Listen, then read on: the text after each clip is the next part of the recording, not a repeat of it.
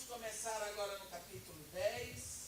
Tem uma grande novidade para nós. Nós já vimos que o livrinho está todo aberto. Todos os 7 selos.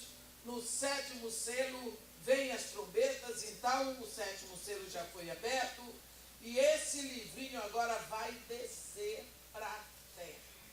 Esse livrinho que desde o tempo de Adão, essa autoridade sobre o planeta, o documento que é a certidão de posse do planeta, que Deus deu ao homem, ela foi retirada para Deus, o homem foi saqueado, porque o homem ficou sem autoridade pelo pecado, ele ficou cego, separado de Deus. Então essa autoridade voltou para Deus. Deus cria um homem na terra para tomar de volta, porque o plano de Deus vai ser cumprido. A terra que ele deu o homem será do homem. Então agora o Cordeiro já tomou o livro, foi reconhecido abertamente como alguém que tem o direito, porque pelo seu sangue ele comprou todos. Então agora esse livrinho vai descer. A Bíblia fala de anjo forte. Nem antes de nós lermos, eu queria explicar. Nem toda vez que se fala de anjo em Apocalipse é alguém da família dos anjos. Você tem que prestar atenção que às vezes esse anjo pode ser Jesus. Como que você sabe se ele é Jesus? Se a descrição dele se configura com a primeira descrição de Jesus em Apocalipse. Então nós vamos agora ler e você já vai lendo, sabendo do que se trata. Capítulo 10. Vi outro anjo forte, descendo do céu, envolto em nuvem, com o arco-íris por cima da sua cabeça. O rosto era como o sol e as pernas como colunas de fogo. E tinha na mão um livrinho aberto. Pôs o pé direito sobre o mar e o esquerdo sobre a terra.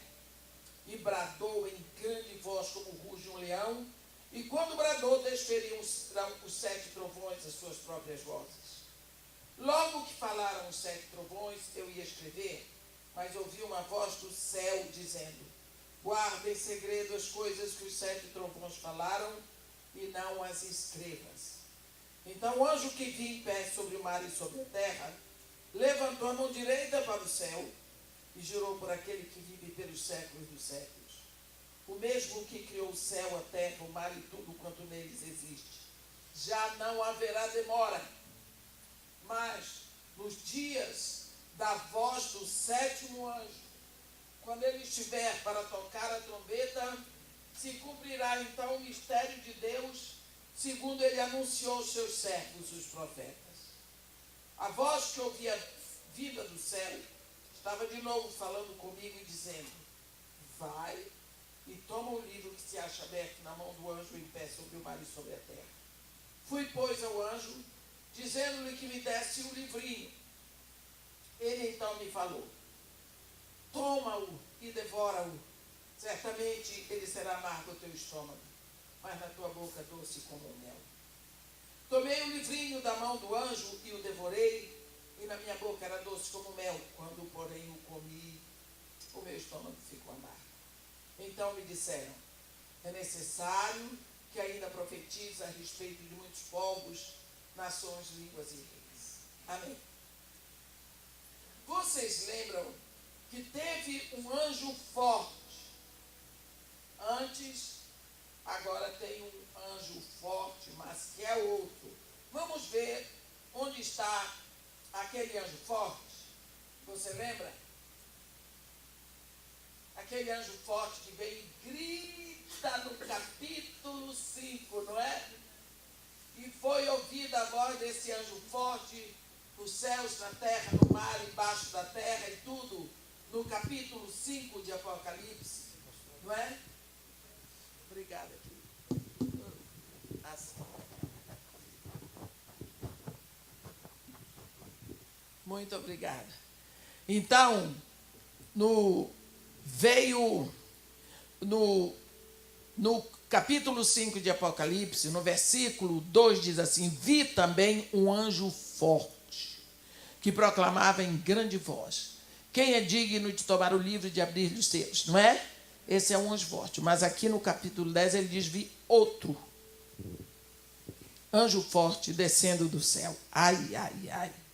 Esse vai descer do céu. Primeira coisa, ele está envolto em nuvem. E Jesus Cristo, os anjos, lembram que eles disseram para os discípulos, quando Jesus foi tomado deles, que foi subindo no Monte das Oliveiras, eles foram acompanhando, ficaram lá olhando. A Bíblia diz que uma nuvem o encobriu. Eles ficaram lá. Aí vieram 2 anjos e disseram: varões galileus, por que estáis aí a contemplar as nuvens? Eu gosto disso. Vocês não estão olhando para o Senhor. Vocês não estão olhando o quê? Contemplando nuvem. Né? Tem gente que está por aí contemplando nuvem, esperando Jesus voltar.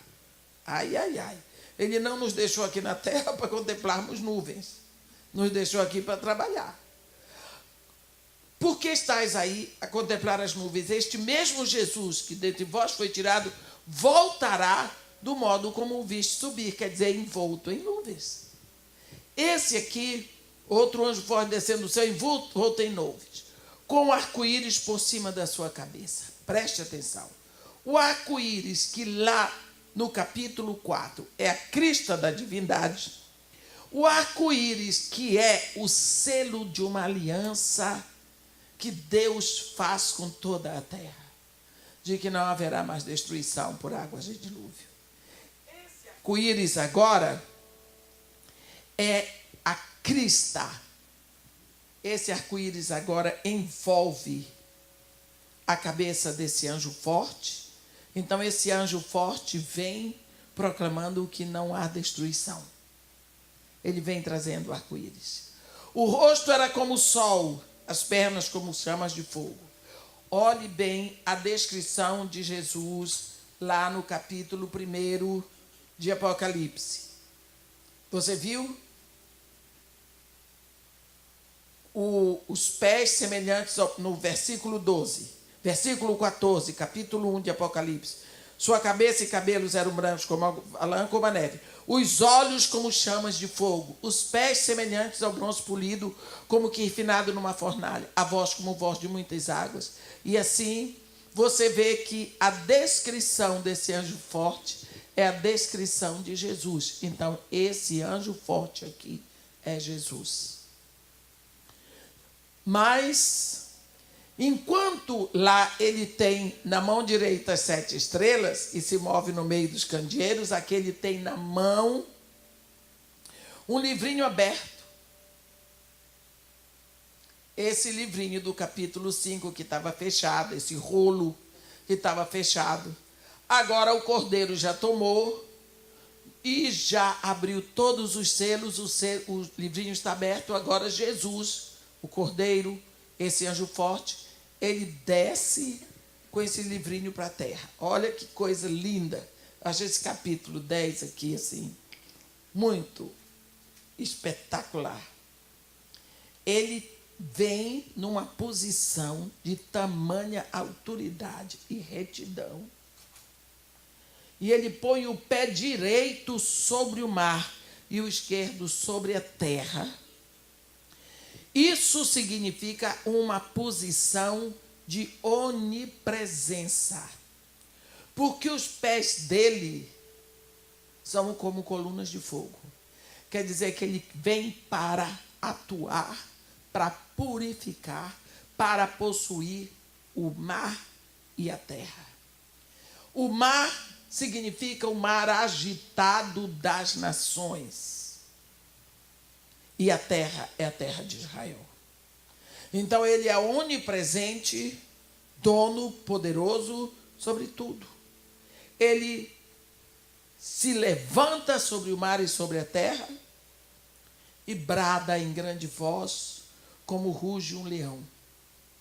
Por que João diz que esse anjo bradou e o brado dele foi como um rugido de leão? Vamos ver um pouquinho.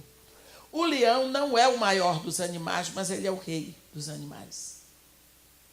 Quando o leão vai perseguir uma presa, ele corre atrás da presa. A presa tem o direito de fugir dele. Mas ele não ruge, porque se ele rugir, a presa tem que parar. Se o leão rugir, a presa para. Isso é covardia. Para eu te comer. Para eu te devorar. Então, só que tem uma coisa. Quando o leão ruge na floresta, todos os animais se calam. Por isso ele é considerado o rei dos animais. Porque diante do rugido do leão, todos os outros animais se calam. Então, quando João diz aqui que esse anjo forte, ele se coloca com o pé direito sobre o mar e o esquerdo sobre a terra, e ele brada, como ruge o leão, significa que a voz dele será ouvida por todos os homens. Eu gosto disso. A voz dele será ouvida. Este evangelho será pregado a todos. E então virá o fim. Quer dizer, todos terão o direito de ouvir para escolher. Todos ouvirão para ter o direito de escolher. Ninguém pode dizer eu não ouvi. Todos vão ouvir. Não é? Por isso a necessidade das missões. Por isso a necessidade de pregar. Infelizmente, as pessoas vão e não estão pregando o evangelho. Eles estão pregando de tudo menos o evangelho. Tem que ouvir o evangelho. O evangelho tem que ser pregado. A palavra de Deus tem que ser anunciada. Ele ruge ele brada em grande voz como ruge um leão, e quando bradou, desferiam os 7 trovões as suas próprias vozes. A resposta ao brado do anjo forte foi: todos os trovões trovejaram. Você já pensou nessa bateria de trovões? Todos os trovões, porque são os 7 trovões. Nós vimos que 7 em Apocalipse não é um numeral, é uma palavra, plenitude. Todos os trovões responderam. Todos. Olha o que vai acontecer. Logo que falaram os 7 trovões, trovão fala, aqui está dizendo que sim. E João entendeu o que os trovões falaram, porque ele disse: eu ia escrever, mas ouvi uma voz do céu dizendo: guarda em segredo as coisas que os 7 trovões falaram e não as escrevas. A ordem antes era para escrever tudo, agora isso não. Isso você não escreve. Porque se escreve, Satanás saberia o que é. É momento de estratégia de guerra. É momento em que esse anjo forte falou e os trovões da terra disseram alguma coisa e João entendeu, mas o diabo não pode saber. Olha, pensa bem, o diabo que acha que está dominando tudo. De uma hora para outra agora vem o dono da terra. O homem... Lembra que Deus disse para Eva? Quando o homem pecou lá no Éden, Deus disse assim, virou para Satanás, travestido de serpente. Primeiro travestido da história, o diabo. Se travestiu de serpente, podia ter se travestido de um animal mais bonito, mas serpente. Aí, Deus falou com o homem, virou para a mulher e para o diabo, e praticamente disse assim: você vai ver só o que eu vou fazer com você. Nem preciso do homem. Eu vou botar a mulher para brigar com você. Você vai ver o que uma mulher pode fazer na sua vida. Se mete com mulher, quem quer? Ele disse: eu vou botar uma briga, uma inimizade entre a tua descendência e o seu descendente. Tu lhe ferirás o calcanhar, mas o descendente da mulher vai te esmagar a cabeça, diabo. Tu vai ver.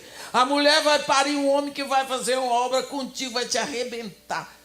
Desde então, o diabo persegue a mulher. Agora vem esse homem, nascido de mulher, com um corpo transfigurado, e vem e brada. Aqui o documento para todos ouvirem. Bota o pé sobre as nações, direito e esquerdo sobre Israel, e numa posição clara de que está chamando para a briga, diz: vem quem quiser. Cadê você, que achou que era dono de alguma coisa? Quer, vem? Tem alguém para contestar isso aqui? Tem alguém? Então que venha. E a artilharia celeste respondeu toda. E João já escreveu. Não escreva não, que agora é momento de briga. É estratégia celestial. O diabo vai começar a ficar doido. Por quê? É a hora. Ele não escreve. Então o anjo que vi em pé sobre o mar e sobre a terra levantou a mão direita para o céu, e jurou: por aquele que vive pelos séculos dos séculos, por aquele que criou a terra, o céu e o mar e tudo o que neles há, não haverá demora.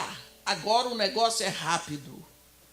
Mas nos dias da voz do 7º ano, quando tiver para tocar a trombeta, cumprir-se-á então o mistério de Deus revelado, segundo anunciaram os seus servos, os seus profetas. Pronto, o anjo já jurou, já anunciou, já chamou para a briga, avisou que está aqui, não tem jeito. Aí ele diz, João diz: a voz que eu ouvi vinda do céu estava de novo falando comigo, João, e dizendo: vai e toma o livro que se acha aberto na mão do anjo em pé sobre o mar e sobre a terra. Vai lá. João foi lá e tomou o documento de posse da terra. Pediu. Ele diz: fui, pois, ao anjo, dizendo-lhe que me desse o livrinho. E ele, o anjo, diz para João: toma-o e devora-o. Porque na tua boca vai ser doce como um mel, mas no teu estômago vai ser amargo. Tomei o livrinho da mão do anjo e o devorei. E na minha boca era doce como um mel. Quando, porém, chegou no meu estômago, ficou amargo. Então me disseram: é necessário que ainda profetizes a respeito de muitas nações, línguas e reis. Muitos povos, nações, línguas e reis. João ouve uma voz dizer: toma o livro, devora, quer dizer, te apossa da autoridade sobre o planeta. Porque agora tu podes. Porque ela já foi tomada pelo anjo. Ela já está em Cristo. Se tu estás em Cristo, João, toma para ti. Te apossa, se te torna responsável por esse direito. Esse direitos dão responsabilidades. Se você tem direito de ser pai de uma criança, você tem responsabilidade por ela. Se você tem direito de se deitar com uma mulher como esposa, você tem responsabilidade por ela. Hoje em dia está difícil. Os homens vão diante da igreja, diante da família e tudo, e proclamam que serão maridos que vão cuidar daquela mulher até que a morte separe. Eles se apossam daquela vida, daquele futuro, e depois eles desprezam. Quer dizer, eles se acham com direito, mas eles não têm responsabilidade. É isso que o anjo está dizendo, que a voz está dizendo para ele: vai. E o anjo entrega para ele o vinho e diz: toma-o e devora. Quer dizer, te apossa dessa autoridade sobre a terra totalmente. Nós somos responsáveis pelo planeta Terra. A terra é nossa, porque Deus deu a nós. Quem resgatou o direito para nós foi Jesus Cristo, nosso irmão mais velho. Então nós temos não apenas o direito de dizer que a terra é nossa, mas o dever de zelar e de cuidar por ela. É dever. Nosso direito se torna o nosso dever, porque a quem muito foi dado, muito lhe será requerido. É isso, e por isso que quando você recebe esse presente, da salvação em Jesus Cristo, agora eu sou filho de Deus, é bom demais. Mas quando você pensa nas suas responsabilidades, a coisa fica difícil, fica amargo. Fica amargo. Quando você se entrega a Jesus Cristo, você vê que agora você é filho de Deus, você tem o reino, você tem a glória, você tem vida eterna, você não entra em julgamento, tudo isso é tão doce. Mas na hora que você pensa, as coisas não serão mais como eu quero, serão como Deus quer. Eu vou ter que deixar isso, eu vou ter que deixar aquilo, eu vou ter que deixar tudo o que desagrada a meu Senhor. Puxa vida. Vou ter que aguentar com aquela mulher que me enche a paciência. Vou ter que aguentar com aquela... Vou ter que aguentar... Por quê? É família. E tantas outras coisas que você tem que deixar. Fica amargo. Tudo que era doce ficou amargo. E aí vem, ainda tens que profetizar. Profetizar significa pregar a palavra. Porque a profecia é para edificar, é para consolar. Não é? É para exortar. Tens que profetizar a respeito de muitos povos, nações, línguas e reis. Agora tu tens a autoridade, tu tens o conhecimento, vai e comunica. Isso agora, essa autoridade desceu para a igreja. João aqui representa toda a igreja e ele tem que anunciar.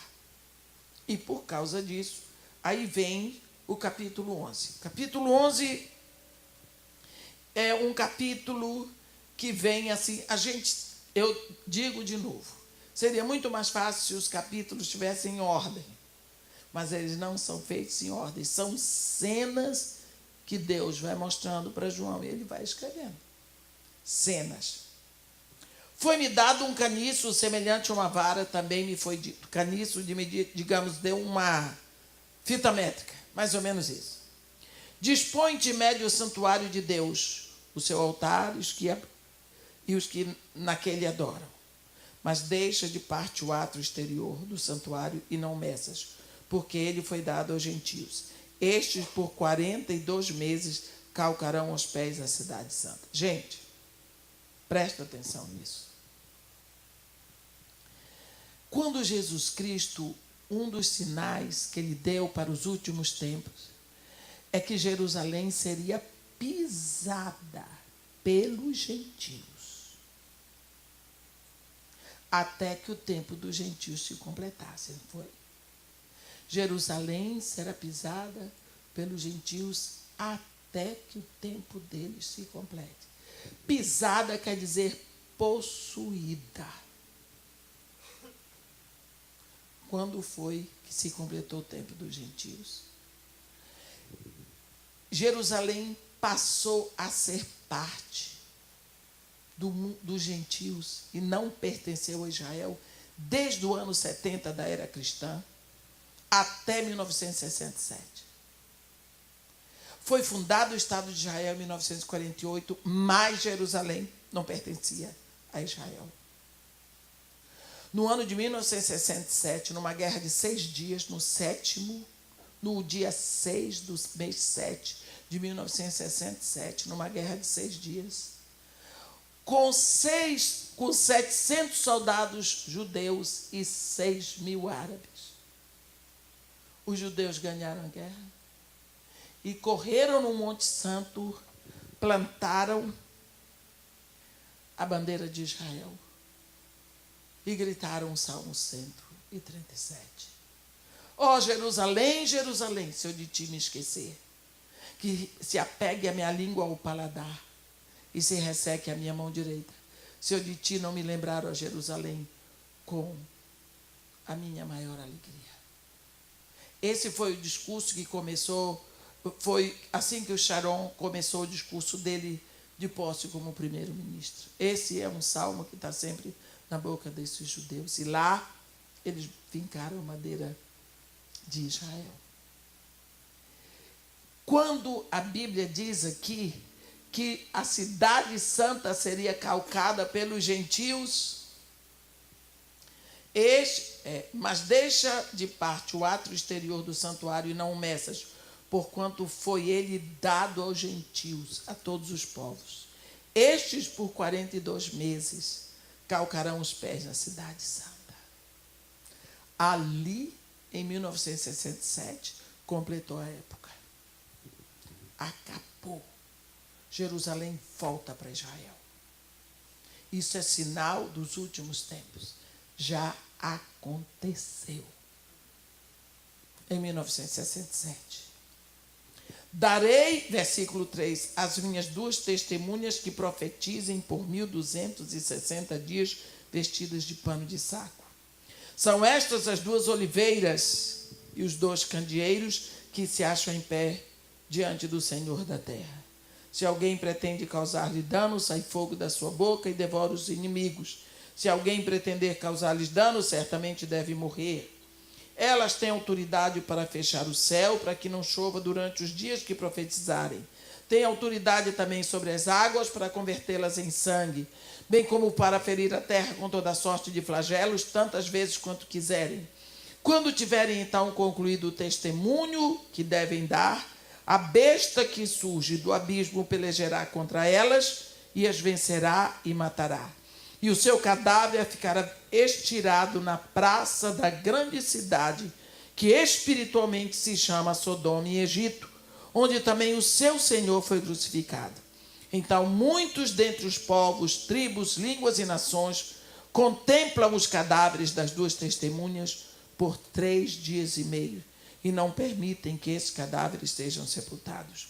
Os que habitam sobre a terra se alegram por causa deles, realizarão festas e enviarão presentes uns aos outros, porquanto esses 2 profetas atormentaram os que moram sobre a terra. Mas depois de 3 dias e meio, um espírito de vida vindo da parte de Deus neles penetrou, e eles se ergueram sobre os pés. E aqueles que os viram, sobreveio grande medo. E as 2 testemunhas ouviram grande voz vinda do céu, dizendo-lhes: subi para aqui.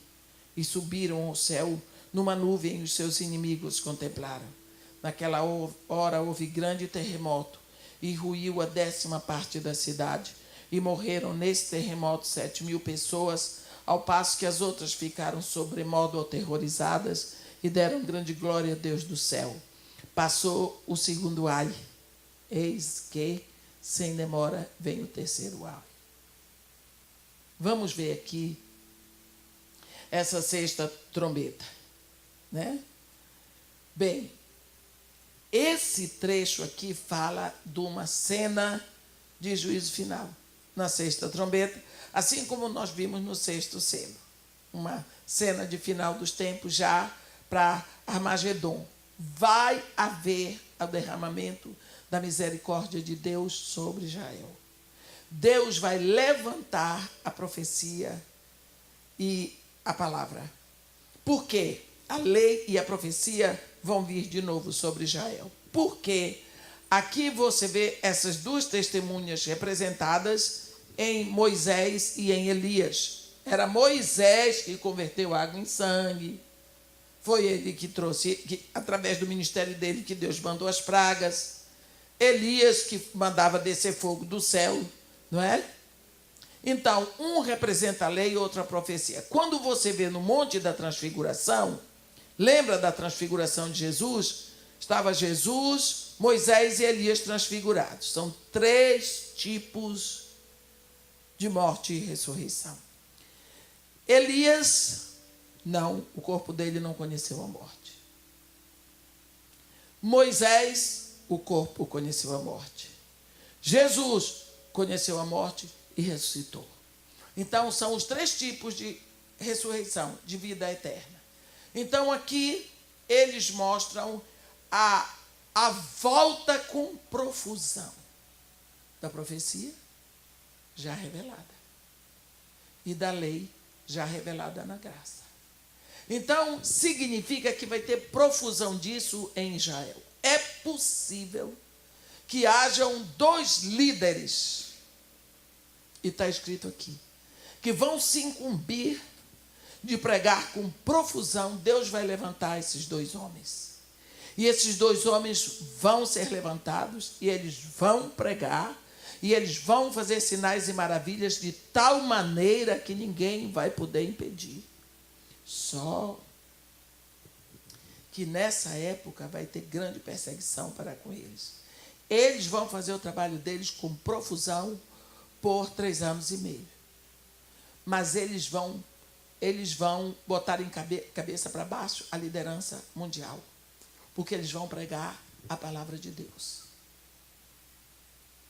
E aí vai ficar muito difícil para o governo.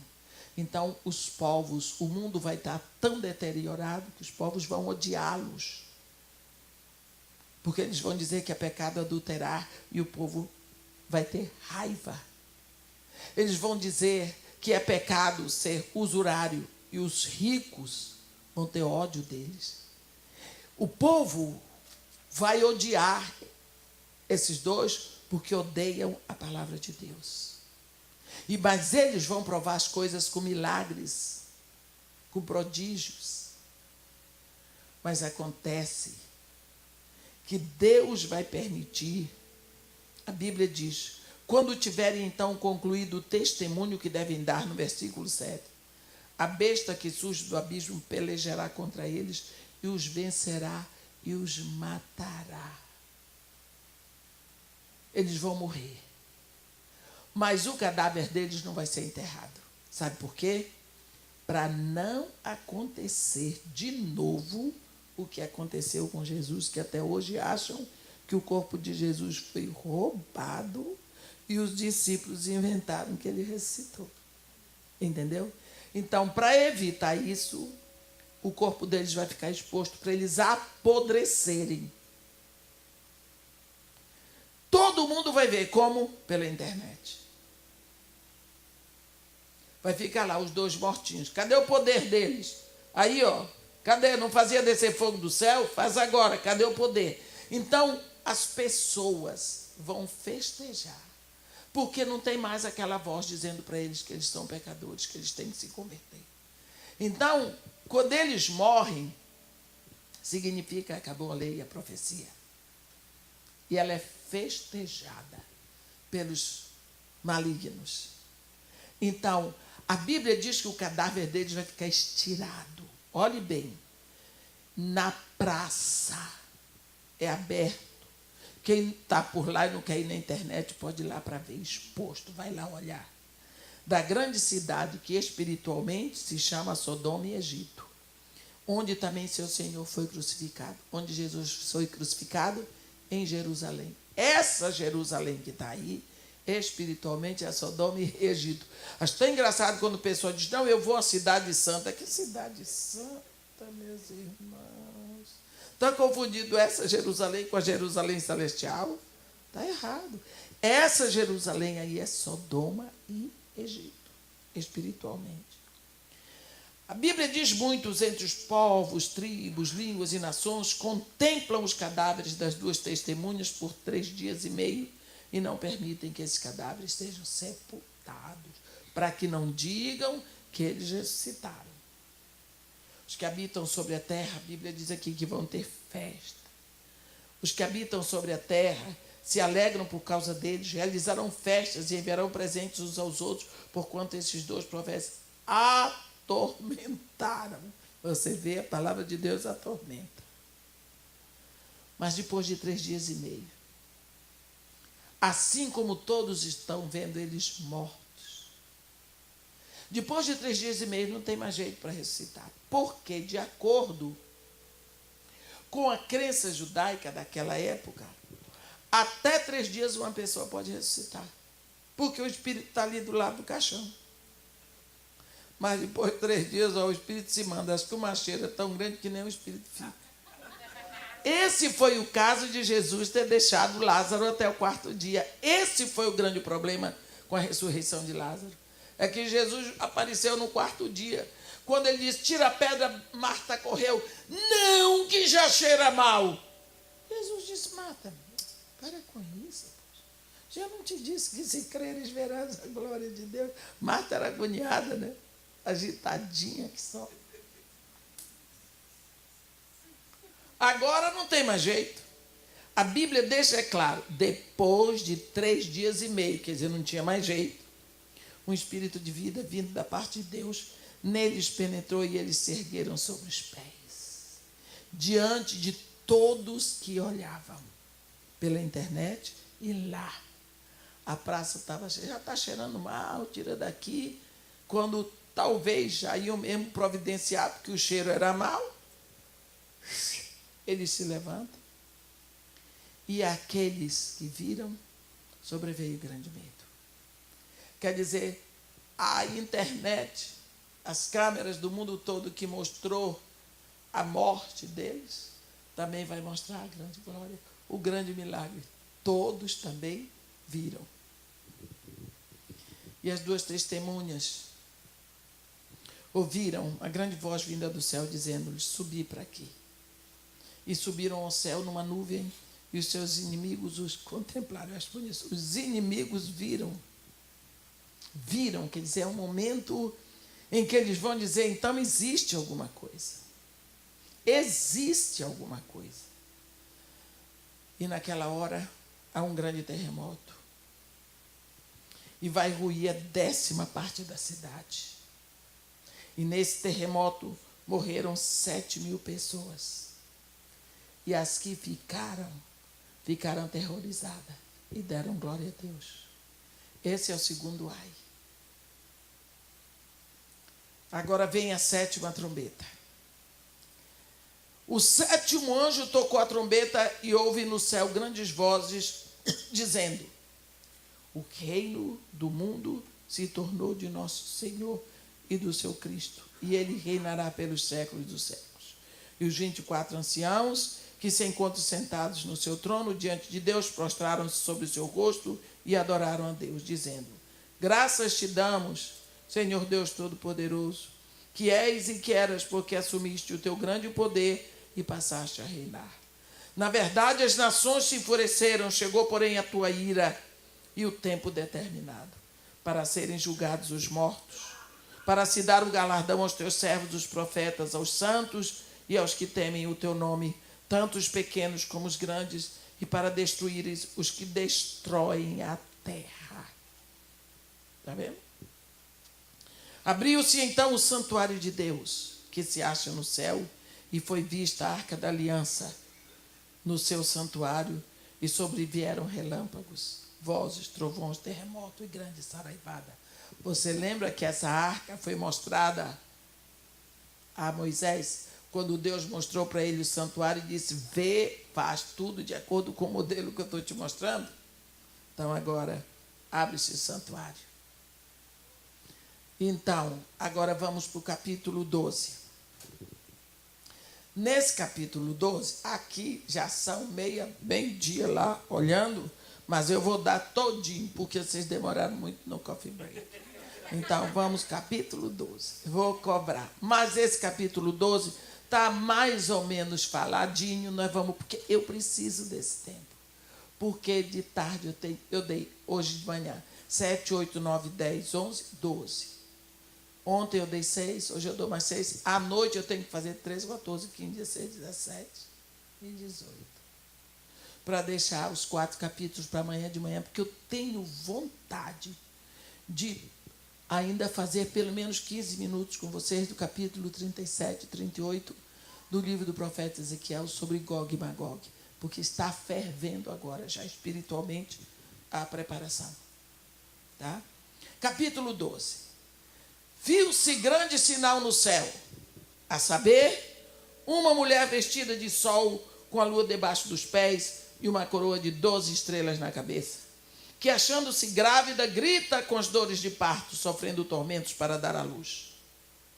Viu-se também outro sinal no céu, e eis um dragão grande, vermelho, com 7 cabeças, 10 chifres, e nas cabeças 7 diademas. E a sua cauda arrastava a 1/3 parte das estrelas do céu, as quais lançou para a terra.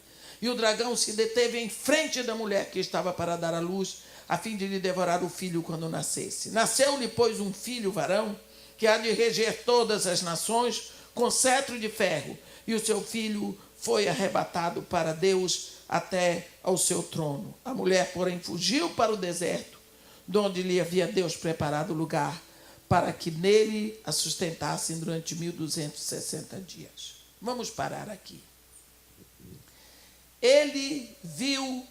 João vê aqui 2 sinais. O primeiro sinal, você está vendo, viu-se grande sinal no céu. É só um sinal. Que sinal é esse? Uma mulher. Mulher vestida de sol com a lua debaixo dos pés e uma coroa de 12 estrelas na cabeça. Primeiro sinal. Segundo sinal, essa mulher estava grávida, que grita com dores de parto, sofrendo tormentos para dar à luz. Ela estava sofrendo porque ela não podia dar à luz. Ela estava grávida, estava com dores de parto, mas ela não podia dar à luz. Pense você que a mulher, na hora de parir, lhe amarram as pernas. E você não pode parir, porque se você parir, alguém vai comer seu filho. É esse o tormento. Aí ele diz, viu-se outro sinal no céu.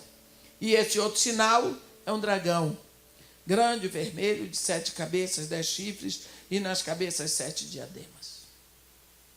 Outro sinal. Mas sobre esse dragão, a sua cauda arrastava a terça parte das estrelas do céu, as quais lançou para a terra, e o dragão se deteve em frente da mulher, que estava para dar à luz, a fim de lhe devorar o filho quando nascesse. Nasceu-lhe, pois, um filho varão, e há de reger todas as nações com cetro de ferro. Ele não conseguiu devorar, e o seu filho foi arrebatado para Deus até o seu trono. Mas a mulher teve que fugir para o deserto. Olha, aqui essa mulher não é Maria, não é santa não sei o quê, não é Israel. Essa mulher é um sinal representando a igreja. E o segundo sinal é Satanás, o dragão vermelho. Vamos ver por que João coloca a igreja como uma mulher. Ele diz que ela estava vestida de sol. O sol está por fora. Não é? A lua debaixo dos seus pés. E uma coroa de 12 estrelas na cabeça. Quem são as estrelas? São os líderes das igrejas. Então, uma liderança de 12 sobre a sua cabeça. Então, o que dominava os pensamentos dessa mulher, dessa igreja, são os pensamentos apostólicos. Quem foi que trouxe para nós o evangelho de Jesus Cristo? Os apóstolos. Então, a cabeça dessa mulher está completamente impregnada da mensagem apostólica, e ela também é vestida, ela brilha com um brilho que vem do sol da justiça. Não é? É a igreja. Agora, essa mulher está grávida, ela grita com dores para dar parto, sofrendo tormentos para dar à luz. Por quê? A igreja está sofrendo sempre para trazer um remanescente santo para Deus, para ter um filho. O filho é um produto para trazer um remanescente santo para Deus. Porque Deus, quando enviou Jesus, ele plantou uma semente de filho aqui na terra. E quando eu planto semente de laranja, eu quero colher laranja. Quando eu planto uma semente de um caroço de manga, eu quero colher manga. Deus plantou na terra uma semente de filho. Jesus foi enterrado para produzir muitos filhos. Ele diz que quando ele veio como primogênito, como unigênito, mas quando ele volta como primogênito. Ele diz que se o grão de trigo cair na terra e não morrer, ele fica só. Mas se ele morrer, ele produz muito fruto. E ele diz, eu sou o grão de trigo que desceu do céu. Então a igreja na terra, ela tem se esforçado, ela tem batalhado para produzir esse remanescente santo, para ter o seu povo santo, para ser santa. É isso que o Espírito Santo tem feito na igreja, mas se levanta para impedir que esse remanescente santo aconteça, um dragão vermelho. Por que ele é vermelho? De tanto beber sangue dos filhos dos homens, de tanto martírio, de tanto beber sangue. Ele tem 7 cabeças, 10 chifres. Quais são as 7 cabeças? São os impérios mundiais, todos eles perseguindo o povo de Deus. O Império Babilônico, o Império Medo-Persa, o Império Romano, o Império Grego, o Império dos faraós do Egito. Sempre esses impérios levantaram imperadores fortes, que se consideravam deuses e queriam ser adorados como deuses. Então, esses impérios são todos criados por Satanás na terra e sempre oprimiram o povo de Deus. Quer dizer, eles quiseram, Satanás, através desses impérios, anular a ação de Deus aqui na terra. Eles quiseram chegar a zero, então a terra não produziria para ele um remanescente santo para Deus, porque teria extirpado da alma do homem a necessidade de Deus, mas não tem jeito. Porque Deus, quando botou o homem na terra, Ele botou no coração do homem um clamor pela adoração, por adoração. Então o homem é sempre um adorador. É um link que Deus criou no homem. Sabe quando você solta uma pipa no ar, mas você segura numa linha? A linha que Deus botou o homem na terra, mas segura, é a linha da adoração. Todo homem tem necessidade de adorar. Se ele não adorar a Deus, ele vai adorar uma pedra, um pau. Ele vai construir um ídolo para ele adorar. Ele vai adorar a si mesmo, mas ele vai adorar. E ele se sente bem com seu Deus. Lembra do tio Patinhas? Tio Patinhas tem um Deus. E o Deus dele é dinheiro. Quando ele tem uma notícia de um poço de petróleo dele que estourou, ele mexeram no Deus dele. O que é que ele procura? A caixa forte. Para se estabelecer, sair da deprê. Lá vem ele com a bengalinha dele. E ele vem. Quando chega lá em cima, ele sobe. Vocês já viram isso? Quem já leu Tio Patinhas aqui? Ele sobe naquele trampolim. Aí quando ele olha, que ele vê aquele tanto de dinheiro, ele sacode. Ele olha, aí você vê a coisa, aí ele mergulha. Ele se banha no Deus dele. E quando ele sai dali, sacode as asas. Ele é outro. Porque ele foi ao Deus dele. Acabou a deprê, acabou a dor. Ou se nós soubéssemos fazer isso. Não é? Ou se nós soubéssemos fazer isso. Ele vai porque é a linha da adoração. Satanás, através desses impérios, ele tentou anular essa busca do homem por Deus. Mas ele não conseguiu. Frustração. Ele tem 10 chifres, quer dizer, poderes, os poderes desses reinos. Eles eram superpoderosos. E eles foram coroados. Cada rei, cada imperador desse era rei. Então, 7 diademas, porque são 7 diademas. Agora, da cauda desse dragão, ele arrebatou 1/3 das estrelas do céu. Nós sabemos que Satanás, quando caiu, 1/3 dos anjos caíram com ele e se transformaram em demônios. E ele agora se coloca diante da mulher que está à luz para devorar o filho. Quer dizer, é a história do povo de Deus querendo produzir um remanescente santo e Satanás pronto para devorá-lo. Como é que Satanás tem ultimamente tentado devorar o remanescente santo da igreja? Através do que é ensinado nas escolas. Através do que eles aprendem na televisão. Através dos livros que leem, através dos filmes que veem. Ele vai implantando no coração das nossas crianças e na mente deles as coisas horrorosas do reino deles. Para que as nossas crianças não sejam levadas para Deus. É uma forma de impedir o remanescente santo. É uma forma de devorar esse remanescente santo que a igreja tem que produzir. A gente se vira tanto para ter filhos santos. Eu, às vezes, olho para o meu filho, me dá alegria, mas me dá pena também. Trabalha. O meu filho trabalha de manhã, de tarde, de noite. Agora mesmo, eu consegui falar com ele. Ele tinha voltado, coitado. Ele tomou o primeiro avião, porque ele foi dar uma conferência em São Paulo. A filha ontem foi para o hospital. Minha nora foi sozinha. E ele estava de lá ligando para minha mamãe, ora, minha filha está no hospital, não está respirando bem, para poder trabalhar. Mas ele foi em casa agora, já estava saindo. Ele vai atender até 11 horas da noite no consultório. Porque a esposa também é dentista. Por que precisa trabalhar tanto? Porque ele tem que pagar uma escola cristã.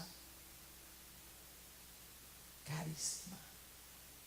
Para que os filhos possam aprender inglês e espanhol, ele tem que pagar, ele está pagando uma média de 12 mil reais para os 3 filhos, por mês.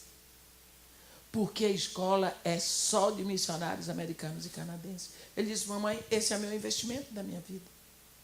Eu não posso deixar mais nada para os meus filhos, eu vou deixar o evangelho no coração deles. Mas eu não vou botar meus filhos numa escola onde eles vão aprender que eles têm que decidir se são macho ou fêmea.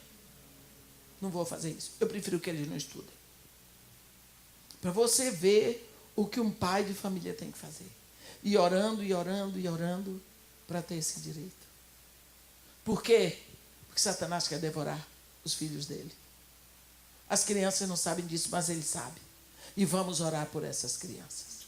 Porque na escola deles, eles aprendem o evangelho, eles oram, eles têm corinhos para cantar. Tudo com a palavra de Deus. Se eles forem para uma outra escola, eu vejo o que eu tenho que fazer com minhas crianças lá no morro.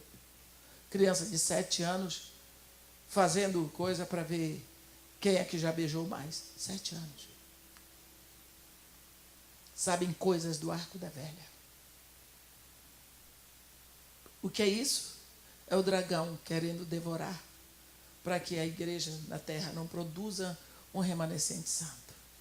E a igreja chora, e a igreja luta, e a igreja faz. É essa mulher que chora com tormentos para produzir, mas vai produzir. É interessante, vocês viram, isso aqui é uma cena de arrebatamento.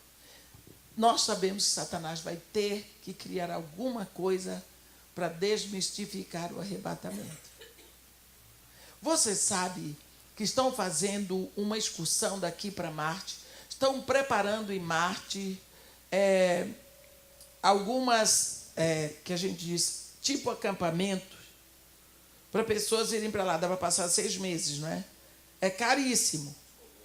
É, umas colônias. Tem até uma mulher lá, que é professora, que já está inscrita, já ganhou o direito de ir, porque é caríssimo.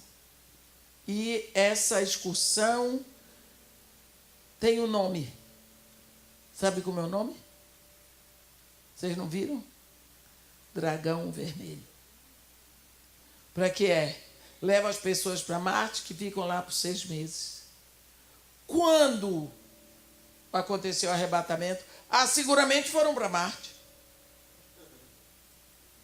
O nome da excursão é Dragão Vermelho. É interessante como o mundo anuncia sem saber, sem ter lido Apocalipse.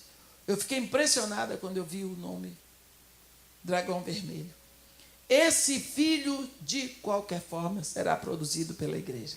Esse remanescente santo que será arrebatado para junto de Deus. Mas o remanescente sobe, o arrebatamento acontece e a mulher ainda fica na terra, mas ela vai para o deserto. Por quê? Porque vai para o sofrimento. Quando que isso vai acontecer? Não se sabe.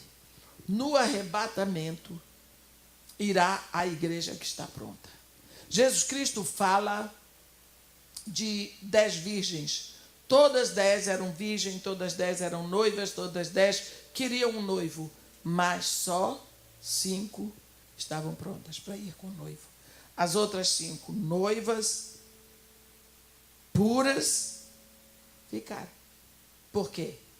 Porque não foram vigilantes. A Bíblia diz que uma vez que houve o arrebatamento, o remanescente da igreja que foi arrebatado, a igreja que fica vai para o deserto, mas, versículo 7. Houve peleja no céu. Miguel e os seus anjos pelejaram contra o dragão. Também pelejaram o dragão e seus anjos. Todavia não prevaleceram. nem mais se achou no céu o lugar deles. E foi expulso o grande dragão, a antiga serpente que se chama Diabo e Satanás, o sedutor de todo o mundo, sim, foi atirado para a terra, e com ele os seus anjos. Então ouvi grande voz do céu proclamando: agora veio a salvação, o poder, o reino do nosso Deus e a autoridade do seu Cristo, pois foi expulso o acusador dos nossos irmãos, o mesmo que os acusa de dia e de noite diante do nosso Deus. Eles, pois, o venceram por causa do sangue do Cordeiro e por causa da palavra do testemunho que deram, e mesmo em face da morte não amaram a própria vida. Por isso, festejai, ó céus, e vós, o que neles habitais. Ai da terra e do mar, pois o diabo desceu até vós, cheio de grande cólera, sabendo que pouco tempo lhe resta. Vamos parar aqui. Vocês viram? Depois que a igreja arrebatada vai direto para o trono de Deus, vocês sabem que Satanás e seus anjos estão nas regiões celestiais. A Bíblia diz em Efésios 6, a nossa luta não é contra a carne nem sangue, mas é contra os principados, as potestades, os dominadores do mundo tenebroso e as forças espirituais do mal nas regiões celestes. Então, uma vez que a igreja foi arrebatada, a outra vai para o sofrimento. Miguel, o arcanjo guerreiro, desce com os anjos dele para as regiões celestiais para expulsar de lá o dragão. Satanás, que também está lá com seus anjos. São principados, são potestades, são dominadores, governadores do mundo das trevas, tenebroso, e as forças espirituais do mal. Tem peleja. Satanás enfrenta Miguel com seus anjos. Enfrenta, peleja, perde.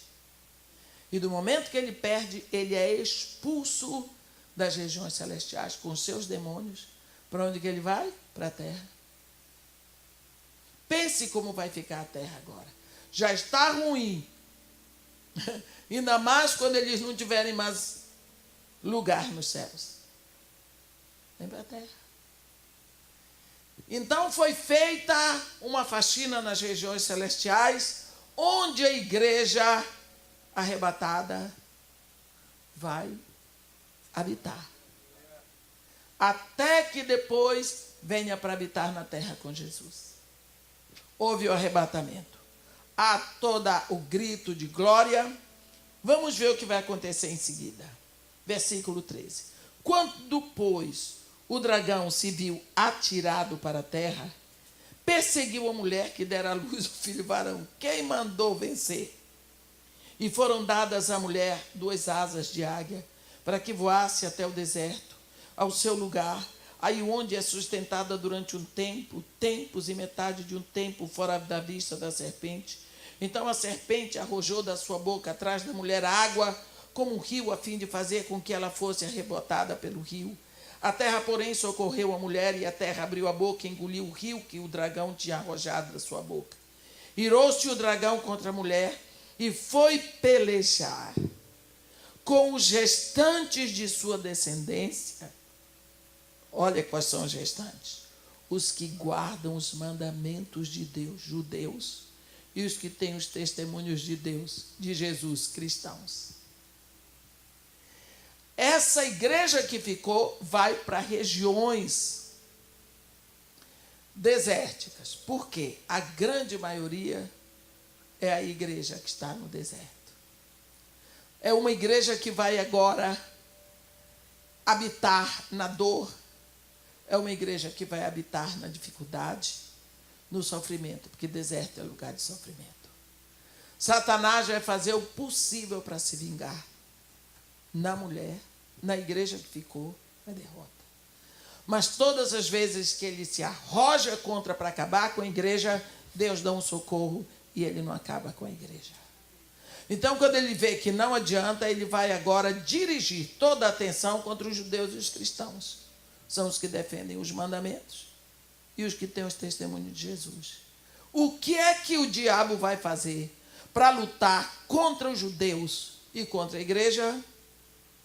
Aí você vê no capítulo 13, no versículo 18, se pôs em pé sobre a areia do mar. Você sabe que mar são povos, a areia do mar, o mar são as nações, a areia do mar são povos. Lembra quando Deus falou para Abraão e disse para ele: olha, Abraão, a tua descendência será numerosa como as estrelas do céu. Se alguém puder contar as estrelas do céu, também poderá contar a tua descendência, que será numerosa como a areia que está na praia do mar. Não é? O diabo, agora o dragão, se levanta sobre a areia do mar, sobre os povos. Você vê essa cena patética de Satanás, solitário sobre a areia do mar, se levanta e vai criar uma estratégia. Sabe o que é a estratégia? Ele vai chamar uma besta do mar e uma besta da terra. Uma besta do mar é um sistema econômico, financeiro, político, forte, devastador, que ele vai levantar das nações. E a outra besta da terra de Israel é da terra, é Israel. É um sistema religioso forte, que vai servir ao sistema econômico financeiro. É a besta que sai, uma do mar e outra da terra. Então, aqui nós completamos, são praticamente 12:30, mas à tarde nós vamos, já de noite, começar no capítulo 13. Amém? Pastor?